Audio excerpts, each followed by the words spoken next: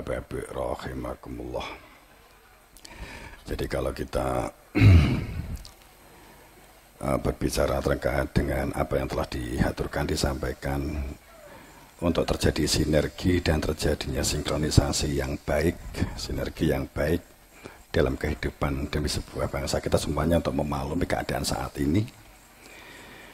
Di samping pandemi juga banyak hal yang membutuhkan satu sikap dan perilaku yang saling mendukung, saling nyengkuyung, saling mensupport ya.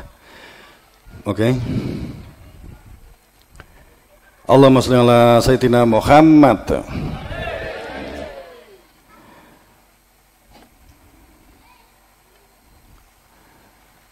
Saya akan balik, kita mulai dari satu terkait dengan ungkapan di sini terkait dengan pemberdayaan mandiri, kedaulatan. Jadi kalau kita berbicara tentang tadi ada secara global kita itu umat Islam kan cenderung tertinggal. Sains, teknologi dan ekonomi, ilmu pengetahuan kita kan cenderung tertinggal. Ada beberapa yang butuh kita sebuah mengevaluasi diri kita, karena memang tafakur itu perintah Allah.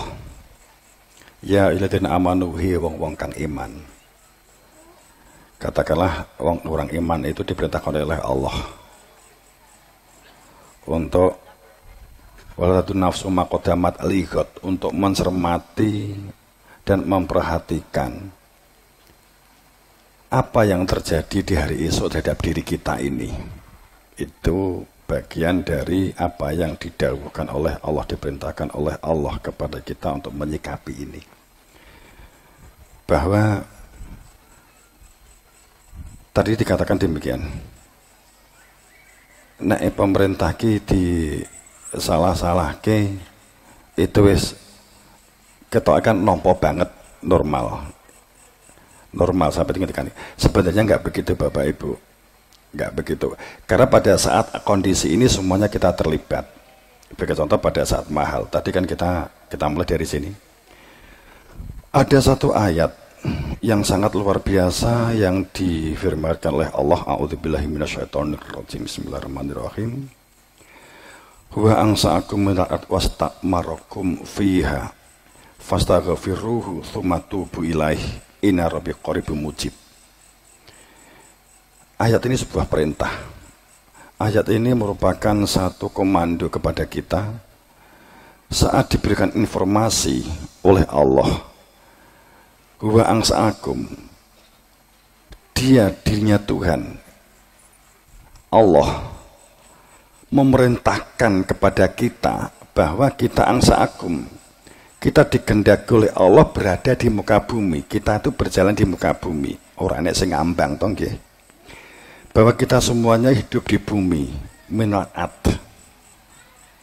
Kita lahir di bumi, kita hidup di bumi, kita berjalan di bumi, kita berumah tangga di bumi, kita bercocok tanam di bumi, kita mencari makan di bumi. Kemudian wastakmarkum fiha, Allah memerintahkan kepada kita untuk menjadi pelaku pemakmur fiha, di dalamnya, di dalam kehidupan ini. Kita diperintahkan oleh Allah untuk menjadi pemakmurnya. Wastakmarkum fiha, pemakmur satu dalam pengertian kehidupan sosial bermasyarakat ini untuk menjadi satu kehidupan sosial yang harmonis. Kehidupan yang harmonis. Karena semua Bapak Ibu, tatanan syariat lahir berdunia ini itu semuanya diorientasikan wujud kehidupan sosial yang harmonis. Sholat, ngaten nggih, umpamanya sholat. Sholat itu mulai dari takbiratul ihram, Allahu Akbar. Saya tidak bermaksud begini ya, saya tidak bermaksud begini. Dalam pengertian selama ini orang itu, iya katakanlah begini, kita tidak hanya habis untuk mempermasalahkan hal-hal yang walaupun tidak bisa dikatakan sepele, Akan tetapi katakanlah syariat kita kadang hanya kebingungan, mendebatkan, mendebat kusirkan, hanya begini. Yang satu pada saat mulai Fatihah menggunakan bismillah, yang satunya tidak, kita sudah benturan umpamanya. Ini hal-hal yang sepele. Kemudian saling membid'ahkan. Ini pada saat kita, kalau ada yang memiliki keyakinan, yang satu langsung alhamdulillah atau langsung wadduha, yang satunya dimulai dengan bismillahirrahmanirrahim. Pada saat yang satunya bukan bismillah, yang satunya tidak, kita sering mempermasalahkan ini, umpama begitu. Kemudian saat takbiratul ihram, Allahu Akbar, yang satunya Allahu Akbar. Kadang begini, ada yang begini, Allahu Akbar gitu ya. Jadi kita sering mempermasalahkan hal-hal gerakan-gerakan ini, atau mungkin untuk barisannya rapat sehingga untuk saling nempel, atau bahkan kalau perlu saling numpai kakinya gitu ya. Kadang sampai begitu, supaya tidak ditempati oleh makhluk yang disebut setan. Ngaten nggih? Setan itu makhluk napa duduk sih, Bu? Napa to setan itu? Gitu ya. Jadi kalau kita jenengan punya garapan PR setan itu napa? Nek poso setan itu biasanya dibelenggu, ya, dirantai begitu, sehingga jenengan semuanya posone enteng, posonya ringan. Nggih ta Bu nggih? Tapi juga ringan mokel.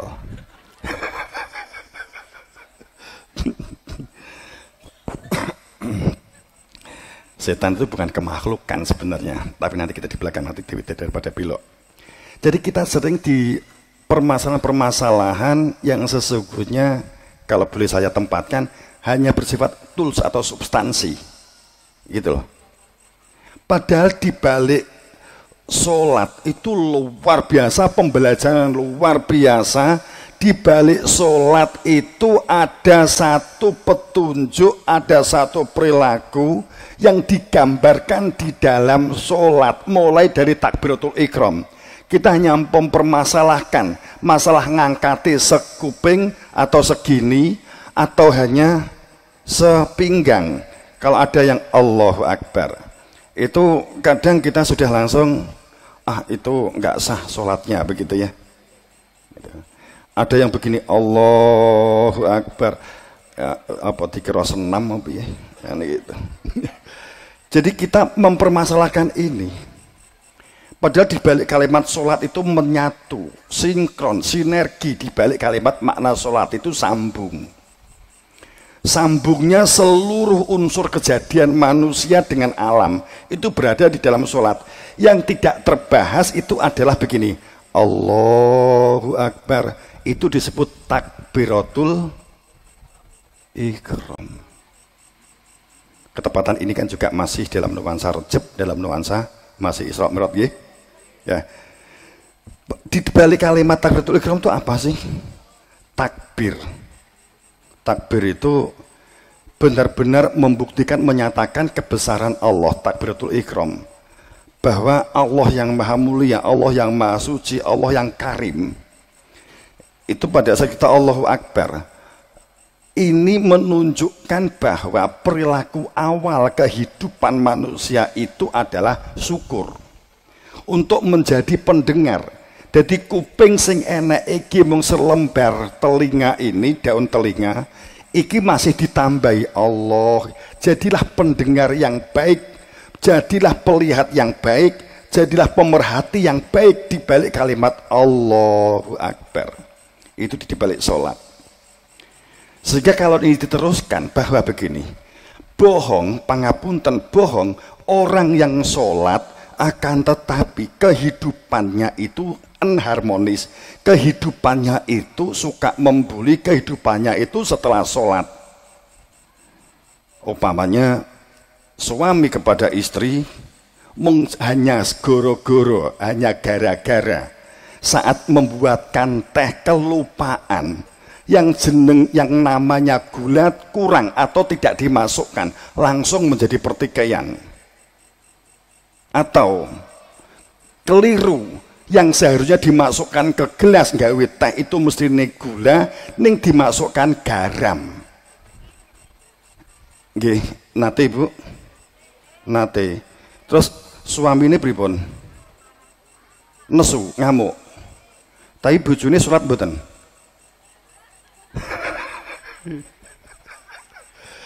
Saat diri kita itu sholat, akan tetapi selesai sholat kita tukaran, kita itu langsung ngelok ke tonggo, kita membuli tonggo, kita ada salah sedikit kita langsung marah, itu sholatnya butuh pembenahan. Sholatnya itu berarti ada yang salah, karena di balik kalimat sholat itu terbentuknya kehidupan harmonis, semua sisi di dalam sholat itu. Sholat itu kuncinya apa sih Bu? Bapak, napa sholat kuncinya? Khusyuk. Khusyuk niku kalih khusyuk niku zikir nggih Bapak Ibu. Khusyuk niku kalih konsentrasi beda. Basa Jawane beda, bahasa Indonesiane beda, bahasa Madurane napa? Hah? Beda.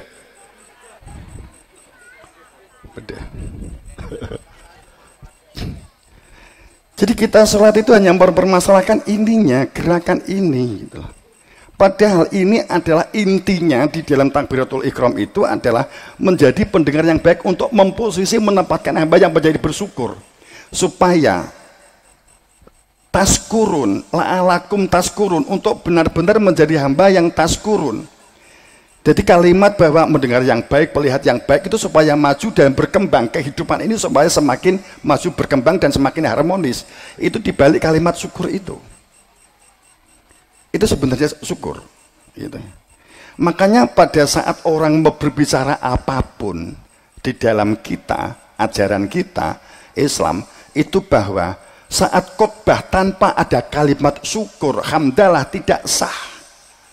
Pun di sholat tanpa ada kalimat syukur, membaca Fatihah tidak sah, sebab orang tidak dikatakan sholat bila ghairu Fatihah. Jika tanpa Fatihah maka sholatnya tidak sah. Di balik kalimat ngopo kok tidak sah? Jadi tidak sekedar kita hanya ikut-ikutan akma, ikut-ikutan taklid buta, akan tapi ada penjelasan di balik itu.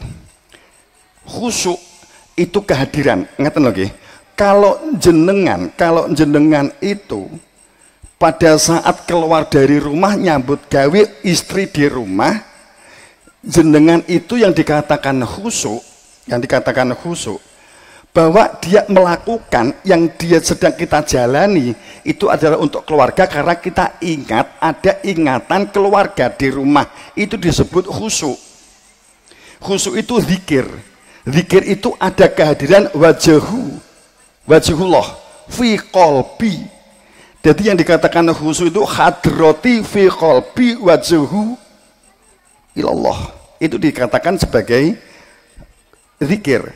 Kalau Bu gawe ne kopi, Bu gawe ne mie, Bu masakan ini, itu namanya wirid. Wurdul bastul mawahibi. Itu adalah pergerakan atau pembicaraan untuk memperoleh anugerah. Saat saya berangkat ke warung, saya lapar, saya ingat, saya haus, saya ingin kopi, maka saya ingat kopi, saya zikir kopi. Pada saat saya sampai ke warung, kemudian saya mengatakan, Bu, kopi, wiritannya itu dilesankan kopi. Itu namanya wirid. Wirid dan zikir itu berbeda. Zikir itu berada di dalam dada. Kalau konsentrasi itu berada di dalam otak.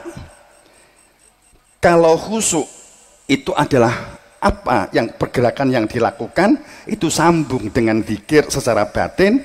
Gerakannya itu adalah gerakan yang menunjukkan sebuah makna kehidupan. Jadi Allahu Akbar. Ruku itu menunjukkan seseorang subhana rabbiyal a'la wa bihamdih, atau subuhun kudus rabbuna wa rabbul malaikati waruh. Pangapunten, kecenderungannya di sini saya yakin yang banyak diketahui adalah subhana rabbiyal a'la wa bihamdih. Nggih napa mboten? Nek enek wong muni apa subuhun kudus rabbuna wa rabbul malaikati waruh, jenengan salah nih nggih to. Merga awak dhewe dulu diulang sejak MI di SD atau di pondok itu nggak pernah diajarkan yang subuhun kudus rabbuna wa rabbul malaikati waruh. Imam Syafi'i ada dua di dalam kitab Al-Umnya, itu adalah juga menggunakan subhana rabbiyal a'la dan juga menggunakan subuhun kudus rabbuna wa rabbul malaikati waruh. Imam Hanafi subuhun kudus rabbuna wa rabbul malaikati waruh. Katakanlah demikian. Terkadang apa yang kita tahu langsung kita simpulkan itulah kebenaran. Kita sering mempermasalahkan ini. Kalau ada orang yang menggunakan ini pasti punya dasar. Ini dulu positif berpikir kita.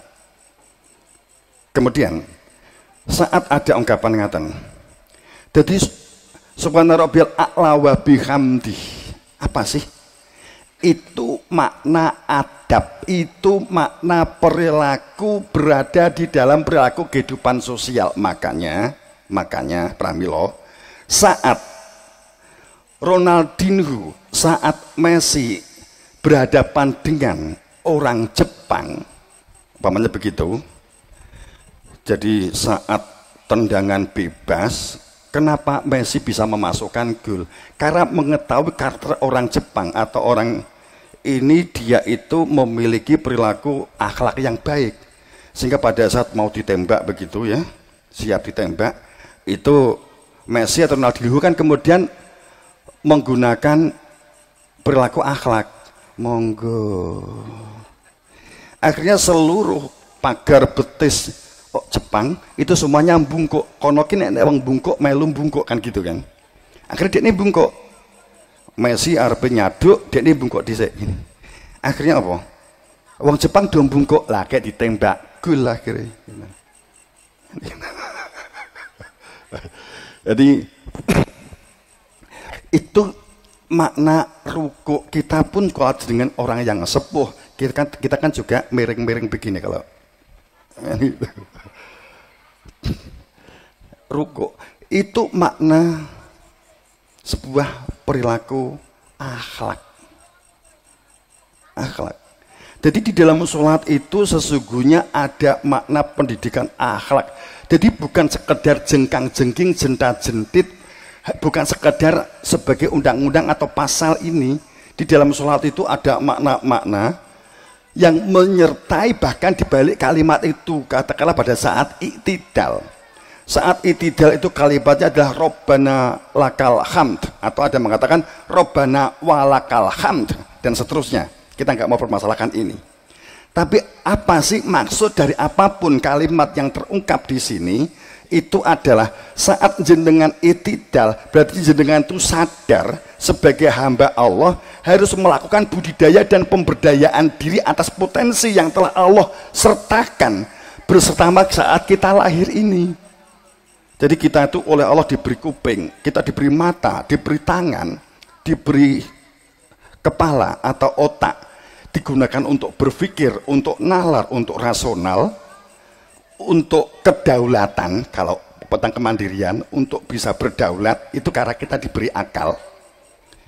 Kemudian kita diberi mata, telinga, itu untuk menjadi pencermat, untuk analisa, untuk memperhatikan sikap dan situasi yang ada di lingkungan kita untuk dapat disikapi, itu ada otak.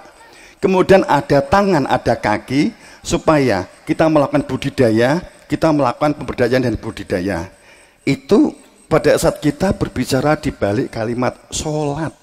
Sehingga pada saat kita berbicara berhenti di rukuk tadi, sholatnya tertib, tukarane tertib, sholatnya tertib, ngeloknya tertib, sholatnya tertib, njotosi tertib, sholatnya tertib, nyadui tertib, kuwi sholatnya bohong.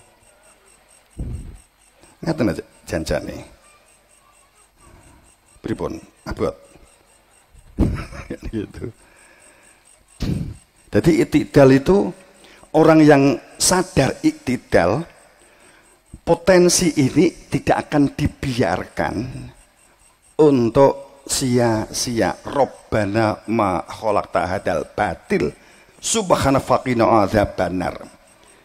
Nah, kalau kita memahami konteks Bapak Ibu yang berbahagia, itu di balik sholat panjang bla bla bla bla, tapi intine khusyuk.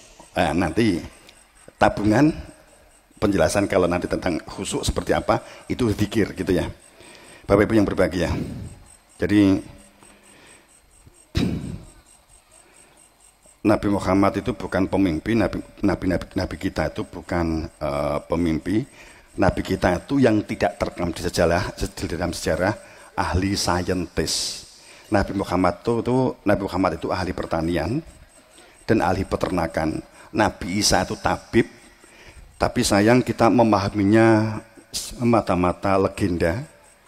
Dia ahli pengobatan, tapi sungguh dia ahli formula. Nah, Isa itu ahli formula berbagai tanaman atau berbagai herbal. Kemudian kalau Nabi Idris ahli kimia, Nabi Sulaiman itu kenapa kerajaannya besar dan seterusnya? Bukan, jadi jenengan kan ingin punya mukjizat mboten? Jenengan pengen punya mukjizat enggak? Nah itu Nabi kan gak iso toh? Pengen punya karomah enggak? Gampang. Jenengan budal di sawah, kemudian wiji jenengan tandur di sawah tukul. Hebat enggak jenengan? Biji lo jenengan kayak sawah plek, 3 wulan kas lo kena dipangan. Gendeng enggak? Gendeng tah? Edan enggak? Edan loh. Ini dulu bijinya kecil banget ini bijinya. Leres. Loh, kok iso dadi ngene piye jajal? Iya. Apa ini kurang mukjizat? Kita sering nggak menyadari ini. Kita anggap punya legenda menyembuhkan orang mati lepra. Itu ada formulanya. Ada formulanya. Kemukjizatannya kan di situ. Lah kita hanya berbicara legendanya. Nabi Sulaiman itu kaya. Saat saya nyinggung ke teman-teman pondok pesantren itu, guyoni gitu. Enggak Pak, ya Nabi Isa kan kaya, perusahaannya besar, kerajaannya besar. Tahu dari mana? Dari Quran. Iya, di Quran disebut bahwa Nabi Isa itu punya kerajaan besar, tapi kan itu masa lalu. Jadi dengan berbangga-bangga itu, tapi keadaan kita saat ini terpuruk. Kita kan sering setiap kali mencari penghibur, alah wong Islam itu melarat, enggak iso Nabi Isa sugih kan gitu kan. Asing sugih Nabi Isa apa hubungannya karo jenengan? Apa hubungannya karo awake dhewe? Qatar sugih, Qatar ya ben Qatar gitu. Apa hubungannya dengan kita kan gitu. Itu kalau kita berbicara tentang itu. Kemudian karena kita tidak bisa melihat fakta, Nabi Sulaiman itu ahli elektro dan dia ahli mesin. Itu sejarah ini yang nggak terekam.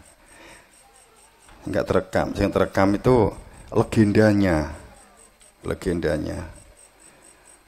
Nabi Daud itu ahli mesin berat, makanya dia dapat mengalahkan orang yang jauh lebih besar. Jadi kalau kita bicara sejarah semacam itu, hanya sekilas. Kemudian Siti Sarah, garwane Nabi Ibrahim, Siti Sarah itu ahli pertanian, dia pandai sekali, cerdas sekali dalam menangani masalah-masalah pertanian, sehingga dia tersebut sebagai, mohon maaf, pangapunten, karena itu di zaman sekitar 2900 sebelum Masehi. Saat itu memang orang mengatakan Hindu atau apalah namanya, Saraswati, yang sesungguhnya beliau itu adalah Siti Sarah, yang kemudian tersebut di Cina Kuan Yin atau Dewi Kemakmuran, Dewi Sri, itu sesungguhnya adalah Siti Sarah. Sistem agro di dalam pertanian itu adalah merupakan sainsnya Dewi Sarah. Luar biasa sebenarnya. Tapi ini kan sejarah. Apakah kita akan mengulangi begini? Corona itu akan hilang jika kita memahami ini secara utuh. Corona itu menunjukkan virus nggak seimbang dalam kehidupan ini, nggak seimbang Bapak Ibu.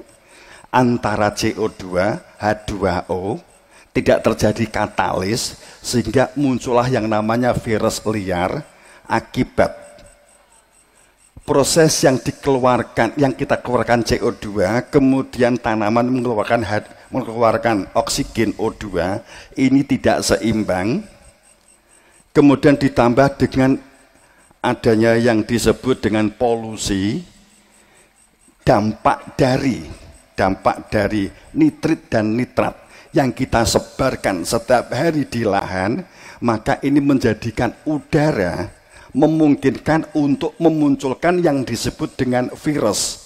Dan jika kita telah terbiasa dengan makanan yang non sehat, maka akan berdampak dalam nafas kita. Makanya ada ungkapan bahwa ada hadis bahwa penyakit yang disebut dengan dukhon itu adalah penyakit pernafasan, jantung dan paru, serta masalah butun, masalah perut. Ini akibat kita meninggalkan yang bersifat kala lama yakdi ma'amaroh, Bapak Ibu. Terjadi ketidakseimbangan. Kok ngaji pertanian, pripun? Kan gitu. Nek jenengan iku memanfaatkan dan seneng tandur ibadah, jenengan itu melakukan budidaya, itu adalah jenengan memahami secara utuh, itu membutuhkan sebagai bagian dari syariat, bagian dari lakon dalam menuju kepada Allah, enteng, seneng kita melakukan, maka itu jenengan jadi widodari Bapak Ibu. Bedanya begini, yang dikatakan turofun in itu adalah masalah wadah. Wadah yang bersih, tatanan lahir yang bersih, sosial yang baik, komunikasi yang baik, itu turofun in. Kemudian yang disuguhkan, zat-zat yang akan dapat menjadikan kita sehat, yang kita akan terjaga kesehatan kita, zat-zat nutrisi yang dibutuhkan oleh tubuh, itu akan dengan sangat baik, wadahnya juga baik, maka ini adalah hurin. Hur itu adalah isi yang baik, kemudian turofun in itu wadah yang baik. Turofun in itu adalah rogo yang baik, yang sehat, dengan memiliki akhlak dan adab yang baik, perilaku yang baik, itu turofun in. Pada saat di dalam dadanya nggak ada iri dan dengki, di dalam dadanya nggak ada dendam, di dalam dadanya nggak ada kepentingan yang dikendalikan oleh nafsu dan kepencitraan dalam kehidupan, maka itu adalah hurin. Bagi seseorang yang telah terbiasa di sini, maka dia akan menjadi bidodari, dia memperoleh bidadari, pasangannya inti manusia, fi angfusihim, diri yang berada di dalam jiwanya. Bapak Ibu, nek jenengan gali Quran, kalimat turofun di mana bidodari perempuan cantik tadi, sekali lagi itu adalah tafsir. Tapi mana turofun in sendiri maknanya adalah turofun hurin, pandangan yang sangat indah dan menjadikan orang yang memandang itu aman dan nyaman, dan orang yang disandingkan itu akan benar-benar nyaman. Hurin aini, maka akan pandangannya itu akan luas, pandangannya cakupannya itu adalah tidak dikendalikan oleh nafsunya, itu hurin. Mungkin pangapunten jenengan, mungkin kalau ada pengajian belum pernah dijelaskan sejauh ini mungkin gitu ya. Tapi kalau kita selamanya hurin dimaknai wedok, Bapak Ibu, pangapunten, mumpun kan ya kalau beda ya. Pada saat kita memahami itu perempuan, akan terimajinasi di dalam otak kita menjadi orang delusi, halusinasi, pangapunten. Quran itu saat menyebut sesuatu itu bersifat pasti dan mutlak. Contohnya begini, Rabbana ma khalaqta hadzal batil. Bapak Ibu, kalimat ungkapan subhana rabb, kemudian Rabbana ma khalaqta hadzal subhana faqina adzabannar. Kita mengatakan demikian. Umpamanya begitu nggih. Ini setiap tanaman, semua makhluk itu memahasucikan Allah. Sabbahalil ma'wis samawati wal ardh. Nggih napa mboten?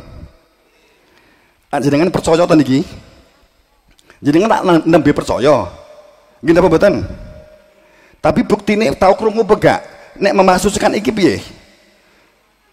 Tanaman ki memahasucikan Allah, buktine napa? Jenengan pengen roh enggak buktine? Pengen krungu gak?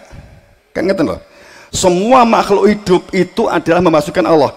Katakanlah sapi, itu kemudian beberapa pangapunten, beberapa dai akan mengatakan demikian. Itu bagi yang telinga kita mendengar itu, padahal dia memasukkan Allah. Nanti dengar niki, pernah mendengar? Gitu. Terus jenengan saya yang mengatakan begitu. Jenengan seharusnya tanya ke saya, Pak Yai, itu bahasa hewan itu masukannya apa? Yang kita dengar itu. Saya kan jawab gimana? Yo, podo. Kan gitu. Bapak Ibu yang berbahagia. Bapak Ibu yang berbahagia. Sabbaha itu apa makna sabbaha? Sabbaha itu maknanya adalah menyingkirkan segala hal kotoran-kotoran yang kehidupan kita itu menjadi runyam dan rumit. Runyi itu adalah yang dikatakan sabbah. Jadi orang yang sabbaha itu adalah menghilangkan racun-racun, itu namanya sabbahalillah. Maka saat Nabi Muhammad diangkat oleh Allah Isra Mi'raj, dibuka dengan kalimat subhanalladzi, maha sucikan Allah, menyingkirkan segala bentuk dendam, bentuk kehilangan istri, kehilangan pamannya beberapa waktu sebelumnya. Itu kemudian terjadi gejolak hebat itu pada saat menggunakan sabbahalillah. Bapak Ibu, tapi saya nggak ngebahas ini, saya mengebahas tentang nar. Jadi semua makhluk hidup memahasucikan Allah, itu apa buktinya? Buktinya.